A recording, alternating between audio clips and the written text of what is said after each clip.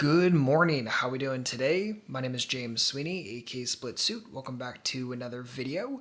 And today I want to answer a question sent in by Chase. And Chase asks the following. I regularly play in 1-2 live 9-handed cash games. I open raise 17.6% of my range under the gun, including all my pairs, all suited aces, and ace-9 offsuit or better.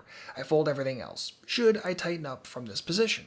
So first and foremost, Chase, I want to give you a little bit of credit here for even asking this question.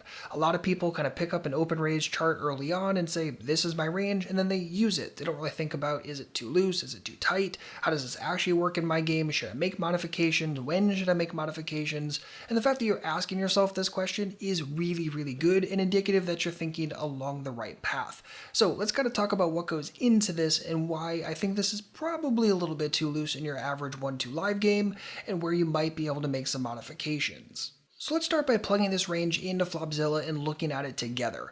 And right off the bat, there are definitely some situations and dynamics where I could totally be cool using this range from under the gun.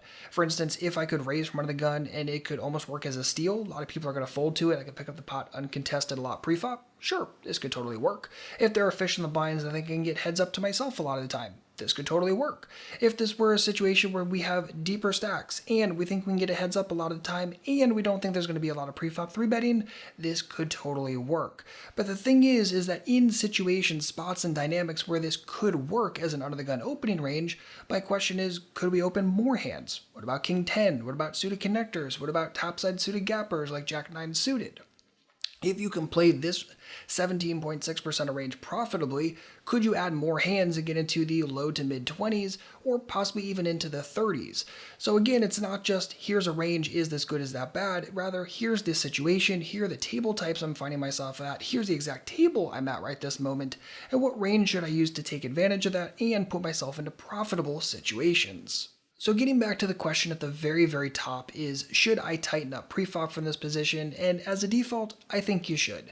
I think this is a little bit wide in your typical 1-2 live game, and there's a couple of different reasons for that. In the average 1-2 live game that I see, there's a lot of pre-flop continuance, not a tremendous amount of pre-flop folding, which means you're going to get a lot of multi-way pots. And when you're getting a lot of multi-way pots, and even more so when you're considering that live games tend to have a larger open raise size compared to, say, online, you're talking about an even smaller SPR when you're going post-flop. And when you're playing hands like this, especially like ace-6, ace-7 suited, things like that, you want a deeper SPR where you can play out the draw to its entirety rather than having to make these committed decisions in spots where you're almost never putting it in with an equity edge.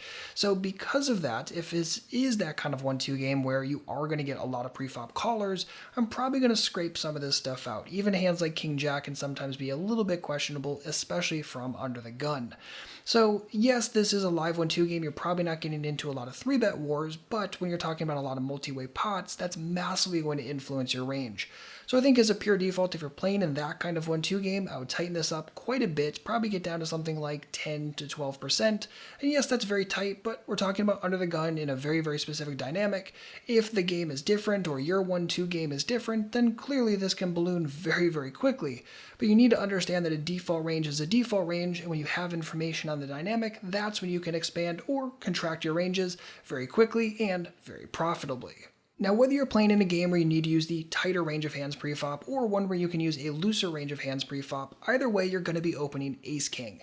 And because of that, I'd love to invite you to check out my book, Optimizing Ace-King, that I co-wrote with Adam Jones.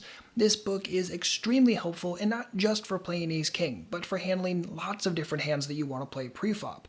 And the reason is because this book takes a very, very direct post-flop approach. Because if you think about it, your pre-flop decisions are usually pretty simple. Sure, maybe there's some complex question marks when you face a 3-bet or a 4-bet, but more often than not, pre-flop is pretty simple, and then post-flop is where the profit potential really, really kicks in.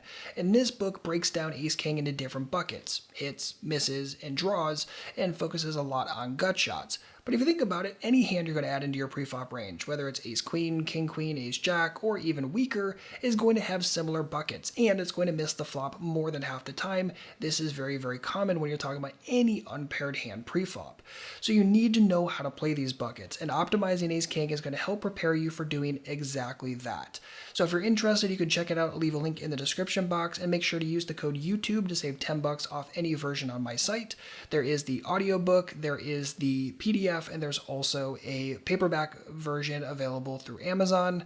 If you have any comments on the book whatsoever, just drop a comment down below and I'd be happy to help you out. But again, if you're going to play more hands preflop, or even if you're going to play a tighter range preflop, you need to know how to play Ace-King, and this book is going to help you a ton. So Chase, thank you so much for asking this question, and hopefully this helps you quite a bit, and anyone else working to optimize their preflop opening range. Again, in general, think about the dynamic you're getting involved in, think about the profit-making potential, and choose a range both in terms of width and the way you build that range in a way that's going to make you the most amount of profit. So same as always, if you have any comments or questions, please don't hesitate to let me know. Otherwise, a like and sub would be massively appreciated, and as always, good luck out there, and happy grinding.